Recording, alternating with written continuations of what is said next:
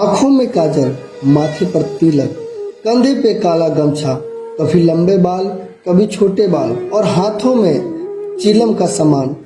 एक नजर में आपको ऐसा लगेगा किसी छोटे बच्चे में ही जोग ले लिया हो। भोलेनाथ का परम भक्त, हर काम करने से पहले महाकाल की पूजा करना, हर फिक्र को धुएं में उड़ाता चला जाता।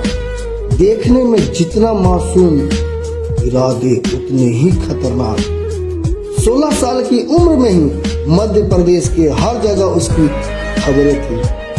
वो किसी अच्छे काम के लिए नहीं, बल्कि उसके द्वारा की गई हत्या, चोरी, डकैती, अपराध, इन विशेष कामों के लिए जाना गया, जिसने महज 2 साल में जुर्म की दुनिया में वो नाम कमाया होगा जो आज तक कोई नहीं कमा सकता। जब आम बच्चे 16 साल की उम्र में अपने जीवन को एक अच्छी राह देते हैं, वही दुर्लभ ने अपने जीवन का मार्ग गलत दिशा में ले गया। एक ऐसा अपराधी जिसने सोशल मीडिया को अपनी दुकान बनाया और अपने फेसबुक पेज पे अपने बायोडाटा में वह खुले तौर पर लिखता है कि हमारे यहाँ हत्या, रंगदारी, हर तरह के मसलों पर निपटारा किया जाता है। दुर्लभ की मौत भी ठीक उसी प्रकार हुई जैसे वह लोगों की हत्या करता था। किसी ने खूब कहा है कि जुर्म की कोई उम्र नहीं, कोई सीमा, कोई स्कूल नहीं होता। आज दुर्लभ कश्यप के बारे में जानकर आपको ऐसा ही लगेगा। 8 नवंबर सन 2000 में एक बिजनेस कारोबारी पिता और सरकारी टीचर मां के यहाँ किलकारियां गूंज उठी और जन्म हुआ एक ऐसे लड़के का। पिता ने नाम रखा दुर्लभ।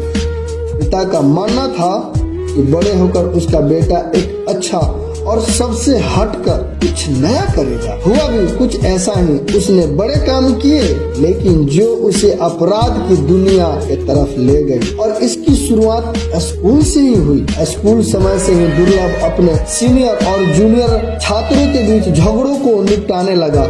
फिर धीरे धीरे स्कूल में उसका दबदबा बन गया। फिर क्या था, स्कूली दादा का खौफ इतना बढ़ गया कि इसकी उम्र के लड़के दुर्लभ को ही अपना रोल मॉडल मानने लगे। धीरे धीरे कश्यप अपने ही उम्र के लड़कों के साथ एक गैंग बना लिया। गैंग के लड़के कश्यप के कहने पर किसी को भी मौत के घाट उतारने को तैयार रहते थे। कुछ सूत्र बताते हैं कि दुर्लभ का नाम इतना था कि दूसरे शहर के लड़के भी उसकी गैंग में भर्ती होने के लिए उज्जैन अपना घर बार छोड़कर आने लगे थे। धीरे धीरे दुर्लभ अपने काम और अपनी गैंग की बदौलत एमपी के ज्यादातर शहरों में अपना नाम का खौफ पैदा कर चुका था। और यही कारण था कि वो अब वहाँ के व्यापारी और पुलिस के नाशक बन गया था। 17 साल की उम्र तक पहुँचते पहुँचते उसके ऊपर तमाम आपराधिक मामले भी दर्ज शुरू हो गए थे, जिनमें सबसे ज्यादातर फिरौती, जान से मारने की धमकी जैसे संगीन मुकदमे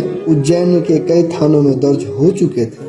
आगे मैं आपको बता दूं, महज 18 साल की उम्र तक पहुंचते ही उस पर लगभग 9 मुकदमे दर्ज हो चुके थे, जो एक बड़े गैंग से कम नहीं था। ऐसा कहा जाता है कि दुर्लभ को उज्जैन का भाई बनाने में सोशल मीडिया का बहुत बड़ा हाथ था। कश्यप ने अपने फेसबुक अकाउंट के बायो में लिख रखा था कि वह कुख्यात बदमाश है, हत्यारा और अपराधी है। कोई सा भी विवाद हो, कैसा भी विवाद हो, तो उसे संपर्क करें। ऐसे तमाम पोस्ट के जरिए वो और उसका गैंग लोगों को धमकाने का काम करने लगे। लेकिन कहते हैं ना कि अपराध की दुनिया ज्यादा बड़ी नहीं होती है। जैसे ही उज्जैन पुलिस को इन पोस्ट के बारे में 27 अक्टूबर 2018 को पता चला, वैसे ही दुर्लभ और उसके गैंग के 23 लड़कों को गिरफ्तार कर पुलिस ने जेल भेज दिया। ये पहली बार था जब दुर्लभ कश्यप को जेल हुई। दुर्लभ कश्यप जब जेल में था तो उस वक्त उज्जैन की तत्कालीन एसपी सचिन अतुलकर ने उसको बोला था कि कश्यप, तूने